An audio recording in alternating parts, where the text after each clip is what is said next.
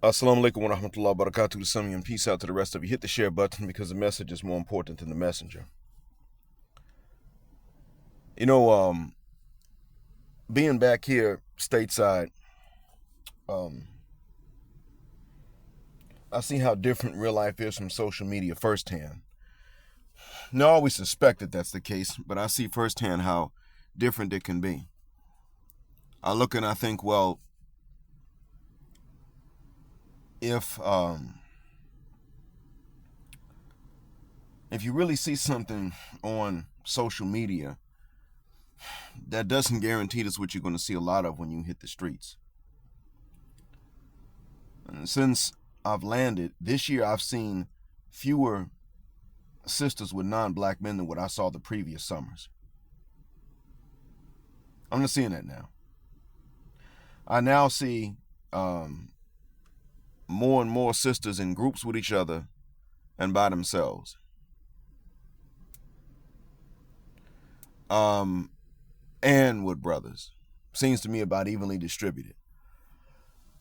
So if I see 3 black women, one fits in each category. One thing I do notice is that sisters pretty much insist on being in worse shape than the men they're with. I've also seen quite a few sisters where one of them looks kind of like a dude. Seen that too.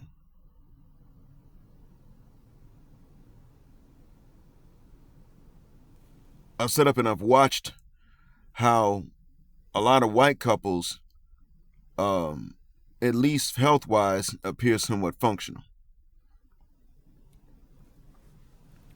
But with sisters, it's like a sister just gotta be big. She just has to be large. And the thing I have noticed is that amongst sisters that are my age and older, they might be with a husband and they're not big. But amongst the ones that are noticeably younger, you can look and tell that they're younger. You don't see that. If they are thin, which is rare, they're not with anybody. And I've just had to come to the understanding years ago that would explain why I'm seeing what I'm seeing right now, and that is that, simply put, sisters are the most easily convinced to ditch their men and the most easily convinced that they're not any good for their men. So you don't see on the street a bunch of sisters just acting like men ain't no good. What you see is really, you see the signs of it in who they're with and who they're not with.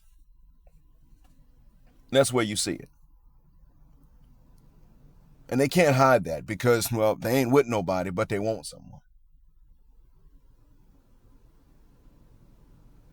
This does eat away at me somewhat because of a conversation that my dad had with me in my first few days on this visit. He said to me that black men have not really amounted to much in life when they've had absolutely no black women in their lives. And he began to list the black women that were strong and that had been anchors, and he believes that women have a civilizing effect. And I had to say to my dad that could be the case. I had to remind him that this is a potential statement. This is not really what's going on.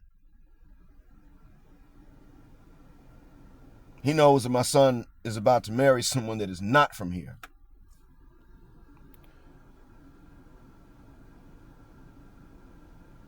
The other thing, too, is that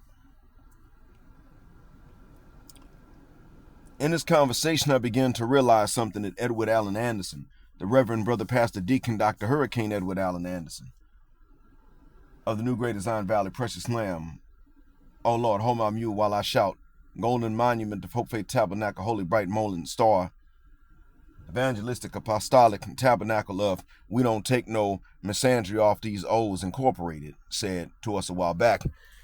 For a black man to really become a man, he's got to be ready to have an uncomfortable conversation with his mom. Now I have to turn around and tell the same thing to us about our dads. I'll have to have a conversation with Dad. I don't think it'll be comfortable. We won't come to an argument, we don't normally do that, but it will be uncomfortable. And I have to say to my dad, your grandson was not really given much of a choice in terms of getting with sisters. And it's not your grandson's fault. He wasn't given much of a choice because most of these young brothers aren't given a choice. They're not allowed. They're only allowed to if they're willing to settle in the exact same way that sisters will say that they would never settle for just any old brother. A black man literally, especially these young black men, literally cannot find someone. And the thing is that the things about which people complain regarding these young folks are not true when it comes down to my son. He's not lazy. He has a work ethic. He goes in ready to put in full day's work. He also says that if the pay ain't great, you can't expect too much.